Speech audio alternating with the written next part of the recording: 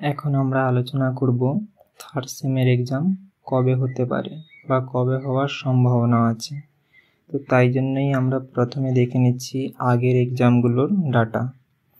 দেখতে পাচ্ছি আমরা ফার্স্ট সেমের এক্সাম হয়েছে প্রায় 8 মাসে। এপ্রিলের লাস্টে হয়েছে ফার্স্ট সেমের এক্সাম, কিন্তু হওয়ার কথা 5-6 মাসের ভেতরে, লেটে চলছে ইউনিভার্সিটি তাই। আচ্ছা, সেকেন্ড সেমে কি হয়েছে? মে, জুন, জুলাই, আগস্টের লাস্টে গিয়ে পরীক্ষা হয়েছে, প্রায় 3.5 মাসের কাছাকাছি সময় পাওয়া গেছে। তো বলতে গেলে প্রায় 8-4 12 মাস হয়ে গেছে।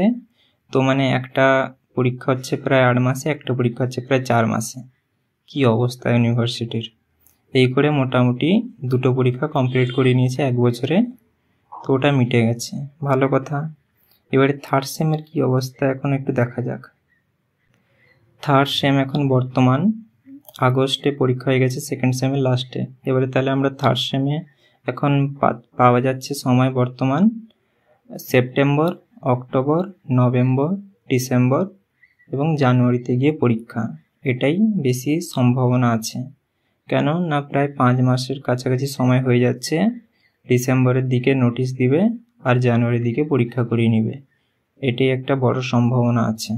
নেতাদের মতন অর্ধেক কাজ করবেন না, সাবস্ক্রাইবের পরে বেল আইকনও দাবিয়ে দিবেন।